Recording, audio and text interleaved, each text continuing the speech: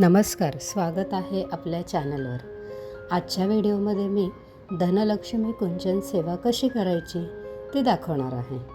ही सेवा दाक्षिणात्य भागामध्ये जास्त प्रमाणात केली जाते. आपल्या घरामध्ये लक्ष्मीची कृपा अखंड राहो, ही सेवा केल्याने मनाला खूप समाधान, शांती मिळते. चला मी तुम्हाला दाखवते धनलक्ष्मी कुंचन सेवेसाठी काय काय लागते. माता लक्ष्मीला प्रिय असणाऱ्या या सर्व वस्तू आहेत. या तुम्ही 2, 5, 7 अशा प्रमाणात घेऊ शकता. तर या आहेत कवड्या, गोमती चक्र, 1 हळकुंड, लवंगा, कमळगट्ट्याचे मणी, मोती, पंचरत्ने, गुंजा, हिरव्या बांगड्या, ही 5 नाणी आणि दुसरी महत्त्वाची गोष्ट म्हणजे तांदूळ आणि हे कुंचन.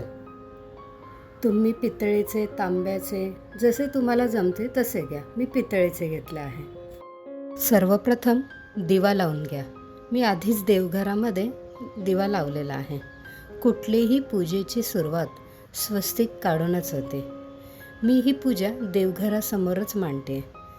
त्यानंतर स्वस्तिक काढून त्यावर लाल रंगाचे वस्त्र अंथरायचे. माझ्याकडे हा गुलाबाचा स्प्रे आहे, तो मी स्प्रे केला. त्यानंतर त्यावर एक ताट ठेवा. तांब्याचं, पितळेचं जे असेल ते तुमच्याकडे ते ठेवा. धनलक्ष्मी कुंचन सेवा सुरू करताना जे कुंचन आहे याला आपण हळद कुंकू लावायचे, सुंदर असं सजवून घ्यायचं. कुंचन जिथे मांडायचं आहे ना, तिथे आधी ही 5 नाणी गोल स्वरूपात ठेवायची आणि त्यावरती हा कुंचन ठेवायचा.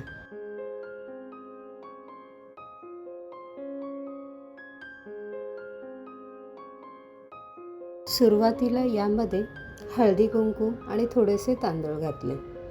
त्यानंतर कवड्या घातल्या, परत तांदूळ घातले, मग पुन्हा गोमती चक्र घातले, पुन्हा तांदूळ घालायचे, पुन्हा कमळगट्ट्याचे मणी घातले, पुन्हा तांदूळ, असे एक एक वस्तू घालून कुंचन भरायचा.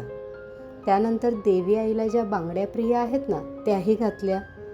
तर अशा प्रकारे सर्व वस्तू घालून मी हा कुंचन भरून घेतला.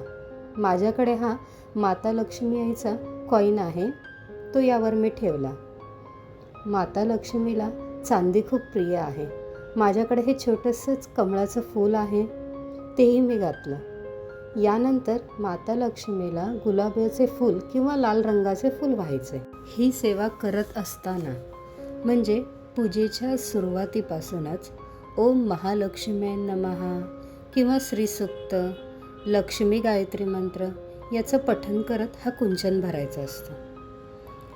तर आपली ही कुंचन सेवा आता पूर्ण झाली आहे. ही सेवा दर मंगळवारी, शुक्रवारी, पौर्णिमेला करायची. यानंतर माता लक्ष्मीची आरती करायची. आरती झाल्यानंतर माता लक्ष्मीला खिरीचा नैवेद्य दाखवायचा. तुम्ही कोणतीही करू शकता, शेवयाची, तांदळाची, मखाण्याची, रव्याची, जी जमेल ती खिरीचा नैवेद्य दाखवायचा. ही सेवा केल्याने आपल्या घरात लक्ष्मीचा वास आहे असं वाटतं. या सेवेमुळे प्राप्त लक्ष्मी स्थिर राहते, मनाला सुख, समाधान, शांती मिळते. तर व्हिडिओ आवडला असेल तर लाईक करा, शेअर करा, सबस्क्राईब करायला विसरू नका. पुन्हा भेटूया अशा नवनवीन व्हिडिओमध्ये. तोपर्यंत श्री स्वामी समर्थ.